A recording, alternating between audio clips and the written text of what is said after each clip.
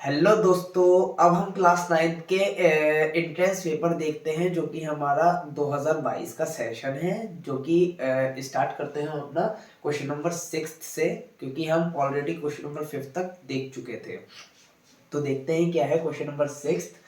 The difference between compound interest on a sum of rupees 15,000 for 2 years is rupees 96।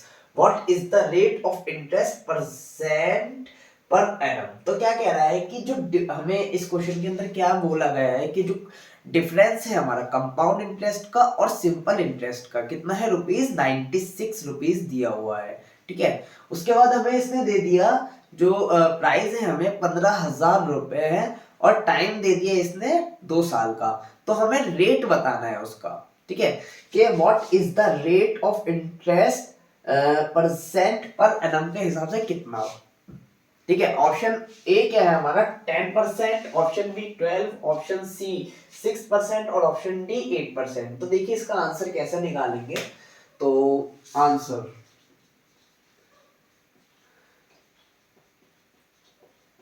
Given that, सबसे पहले जो हमें दिया हुआ है वो लिख लेते हैं हम लोग। तो हमें दी हुई है प्राइस पी, कितना दिया हुआ है प्राइस 15,000।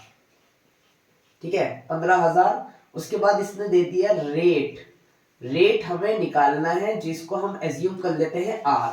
ठीक है, उसके बाद इसने क्या दे दिया है हमें, टाइम टी 2 years। 2 years। इसने एक चीज बोली कि जो हमारा डिफरेंस है मतलब कि कंपाउंड इंटरेस्ट, ठीक है इसको लेते हैं हम C I, compound interest C I minus simple interest.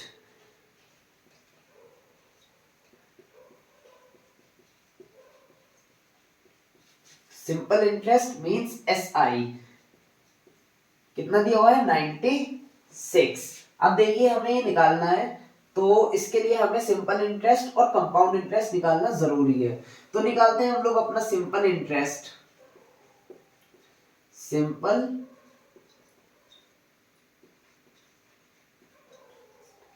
क्या होता है हमारा सिंपल इंटरेस्ट, इसको हम एस आई लिख देते हैं। ओके एस आई कैसे निकालेंगे इसको, देखिए क्या होता है P into R into T upon 100। तो यहाँ पे P क्या होता है हमारा प्राइस, R क्या होता है रेट और T क्या होता है टाइम। तो यहाँ वैल्यूज पुट कर देते हैं। P हमारे पास प्राइस कितना है 15,000 गुना, उसके बाद रेट कितना है इसका R, वही हमें कैलकुलेट करना है। T कितना है time period 2 years divided by 100। जब हम इसको कैलकुलेट करेंगे तो कितना आ जाएगा ये 300 R, कितना आ जाएगा 300 R। उसके बाद हमें क्या निकालना है कंपाउंड इंटरेस्ट। कंपाउंड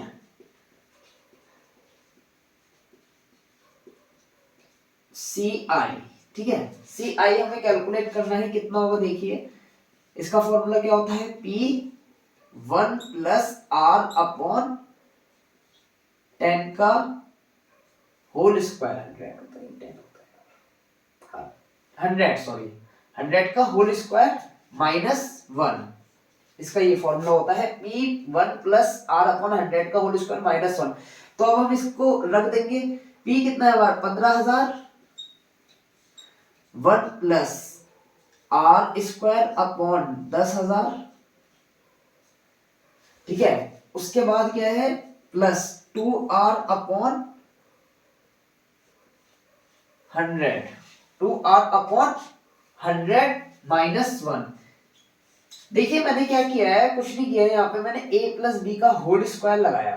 ठीक है, a प्लस बी का होल स्क्वायर क्या होता है A square plus B square plus 2ab। यहाँ पे पुट कर दिया, वैल्यू आ गई। उसके बाद हमें क्या करना है, देखिए इसकी वैल्यू निकालनी है। तो कितना हो जाएगा 1.5R स्क्वायर प्लस 300R। ठीक है 1.5R स्क्वायर प्लस 300R हमारा ये आ गया। उसके बाद इसने क्या कहा था कि जो हमारा कंपाउंड इंटरेस्ट है और सिंपल इंटरेस्ट के बीच का डिफरेंस कितना है 96 रुपीज। तो 1.5R स्क्वायर प्लस 300R, ये हो गया हमारा कंपाउंड इंटरेस्ट, माइनस ये हो गया हमारा सिंपल इंटरेस्ट। ये कितना दे रखा है 96 के इक्वल है, ठीक है। जब हम इसको कैलकुलेट करेंगे तो आर स्क्वायर कितना निकल करके आ जाएगा, देखिए 96 अपॉन 1.5, ऊपर नीचे 10 से मल्टीप्लाई कर दीजिए, ठीक है। तो कितना हो गया 960 डिवाइडेड बाई 15। जब हम इसको डिवाइड करेंगे तो कितना आ जाएगा 64। तो आर स्क्वायर कितना आ गया 64, और आर रेट कितना आ गया हमारा 8%। This is our required answer, ये इसका आंसर हो जाएगा, मींस ऑप्शन नंबर डी इसका करेक्ट ऑप्शन हो जाएगा। अब देखते हैं हम क्वेश्चन नंबर 7, जो कि इसी वीडियो में देखेंगे, तो आप लोग बने रहिएगा। तो देखते हैं क्वेश्चन नंबर 2 क्या है।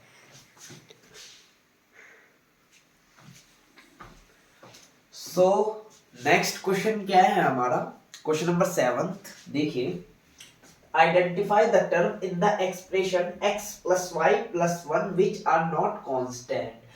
तो हमें इस एक्सप्रेशन में ये बताना है कि कौन सी टर्म जो है हमारी कांस्टेंट नहीं है, ये हमें बताना है। तो देखिए मैंने जो लिखा हुआ है ये मैंने इसलिए लिखा है ताकि आपको अच्छे तरीके से क्लियर हो जाए। देखिए, in this expression x plus y plus 1 is constant as the value of 1 will remain fixed and will not change. Meanwhile, x and y here are not constant, they are variable. We can put different value in place of x and y and therefore they are not constant. A variable is usually represented by any symbol while constant have a fixed numerical value। तो मैंने इसके अंदर लिखा क्या है basically कि जो हमारे x और y है वो हमारे क्या है वेरिएबल्स हैं, वेरी कर सकते हैं, उसको हम किसी भी मतलब कि अल्फाबेट से रिप्रेजेंट कर सकते हैं। बट 1 जो है हमारा एक कांस्टेंट टर्म है जो कि चेंज नहीं होता, उसकी वैल्यू उतनी ही रहती है। तो इस टर्म में यानी कि x प्लस वाई प्लस 1 के अंदर हमारा जो x और y है वो कांस्टेंट नहीं है, वो वेरिएबल है, वेरी करेगा। तो इसका जो करेक्ट ऑप्शन होगा x कॉमा वाई यानी कि बी करेक्ट ऑप्शन हो जाएगा। मैंने ये लाइन इसलिए लिखी है, देखिए, a variable is usually represented by any symbol, कोई से भी सिंबल से रिप्रेजेंट कर सकते हैं। यहाँ पे a भी हो सकता था, b भी हो सकता था। अगर यहाँ a प्लस बी प्लस 1 कर देता तब भी आप क्या कहते, a प्लस बी जो है हमारा वेरिएबल है इसलिए। और भाई जबकि कांस्टेंट है ना फिक्स्ड न्यूमेरिकल वैल्यू, जो कांस्टेंट होती है उसकी एक फिक्स्ड न्यूमेरिकल वैल्यू रहती है, जैसे कि इस क्वेश्चन के अंदर है 1। तो होपफुली आपको ये क्वेश्चन समझ में आ गया होगा। तो इसका करेक्ट ऑप्शन क्या हो जाएगा, बी हो जाएगा। अब हम देखते हैं क्वेश्चन नंबर नेक्स्ट 8 जो कि इसी वीडियो में होगा। अब मिलते हैं आपसे नेक्स्ट क्वेश्चन में इसी वीडियो के अंदर, क्वेश्चन नंबर 8।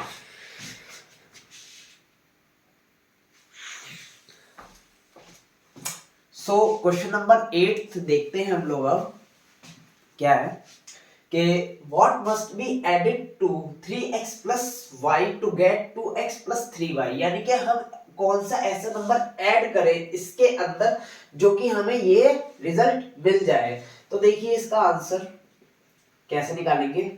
देखिए अगर 3x प्लस वाई को प्लस a हम लेट कर लेते हैं कि हम a टर्म लेट कर लेते हैं, a वो वैल्यूज होंगी जिसके अंदर हम ऐड करेंगे, तो हमें क्या मिलेगा 2x प्लस 3y मिलेगा। अब देखिए हमें a निकालना है, तो a is equals to 2x plus 3y, इस टर्म को उठा करके हम इधर ले जाते हैं, ठीक है।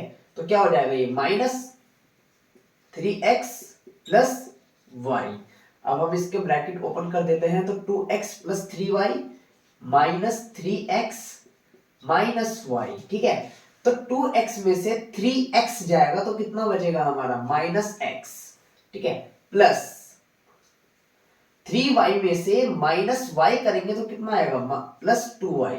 तो ये हमारा इसका क्या हो गया, आंसर निकल करके आ गया। ये ऑप्शन में है, हाँ बिल्कुल है, ऑप्शन नंबर बी इसका करेक्ट आंसर होगा। अब हम देखते हैं क्वेश्चन नंबर 9 जो कि क्या है लिखते हैं, उसके बाद देखते हैं।